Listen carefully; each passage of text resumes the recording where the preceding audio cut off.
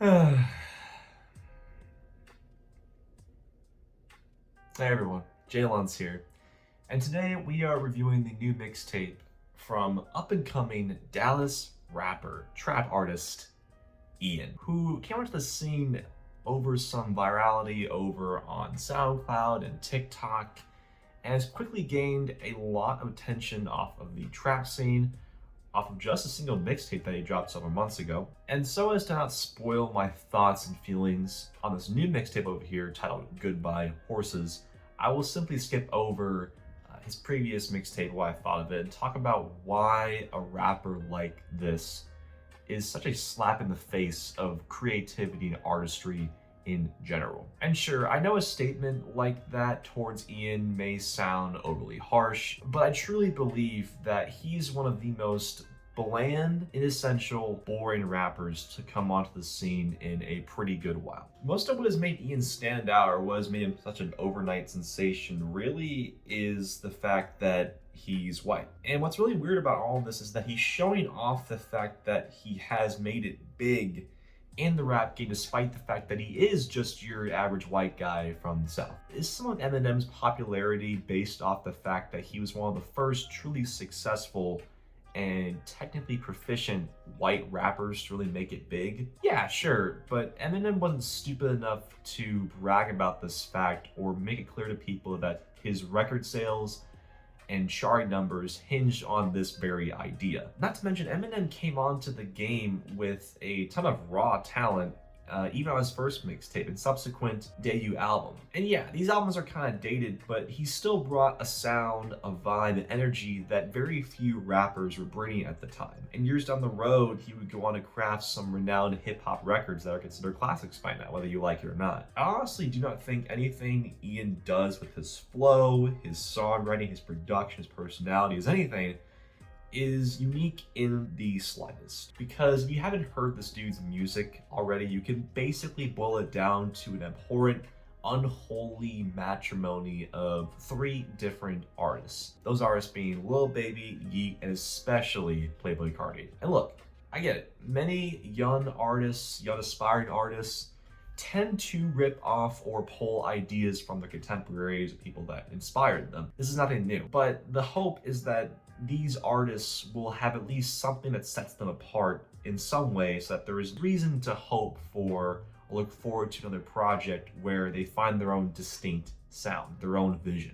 But with Ian, we're two projects in, the copycatting is so blatant that it's impossible to ignore. And the thing is, you would never mistake any of Ian's songs for like a Playboi Carti song, for example, because the dip in quality is so huge that it borders on parody. And I'm not even really a big fan of any of these artists that he's ripping off in general, but at least they bring something to the table. From the moment the tape starts, we get the songs Showboat, and the first thing out of Ian's mouth sounds like a whole lot of Red style ad-lib, point blank. Then the ominous samples come in with the sharp, chittering hi-hats, the vocal effects, and the swirling synth line in the back half just sounds like a dollar store yeet. And granted, it is a pretty good imitation because I don't even think the beat is all that bad.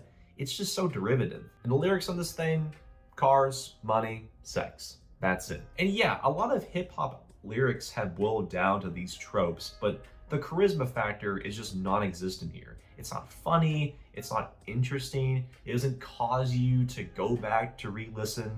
It's just predictable and tired. And one track into this thing, I'm tired. I'm fucking tired. I'm exhausted already. I mean, seriously, Till I Die has one of the most anemic hooks of any trap song this year. Anyone watching this video right now could write a better hook than I'm gonna get paid till I die. However, I will say that from a production standpoint alone, there is actually some quality here, honestly. Far quality than his first mixtape. For example, the beat on My Call is like this cavernous, nocturnal rage beat with some heavy astral vibes and nice keys cycling in the background. Once again, the lyrics are really nothing special, and Ian is singing for a lot of the track, but would you believe me if I told you that his singing is actually not that bad? I mean, granted, it is rough in patches, but the passion is actually kind of there, which I have to give him a little bit of credit for, honestly. So yeah, let it be known that I do actually kind of like this song, and it's easily the best track on the entire mixtape. But there are so many lyrical cliches in the rest of the record about Mercedes-Benz, about Miami, about fucking women, about weed, and so many other things that just require no description because we've heard these lyrics before, we've heard them done better. Out West, On the Floor, End Up Game, all suffer from this problem. And speaking of that latter track, why is this song mixed so much lower than the rest of the songs? I mean, it's like way quieter. How is this not noticed before it drops? I know it's just a mixtape, but it's still kind of annoying. The last thing to talk about are the two features, both of which are pretty mid. Chief Keef's feature on here is actually kind of bad, especially with there being more auto-tune on his voice than usual, and he's not bringing near as much energy or grit to his performance as he did on his album from earlier this year. The other feature is from Lil Yachty, which I thought was a track that featured Ian, because I thought that it was a Lil Yachty track featuring Ian, but whatever, I don't know.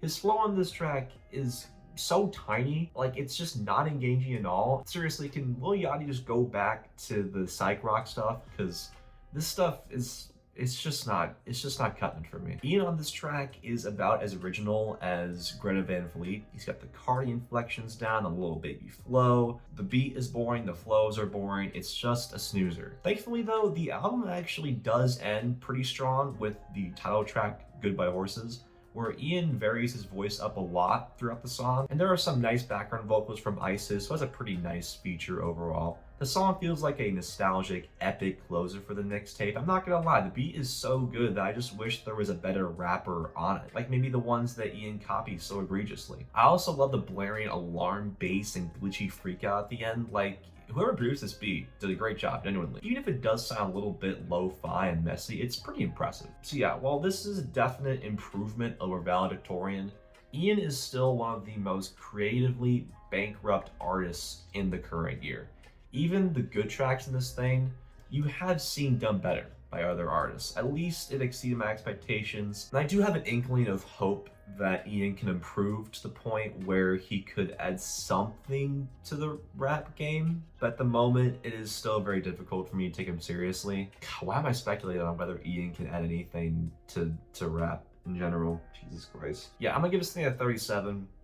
It's not that bad, but I would never listen to most of this mixtape ever again. But what do you think? Am I too hard on Ian? Are y'all fucking with Diet Playboy Cardi? No, Playboy Cardi Zero over here?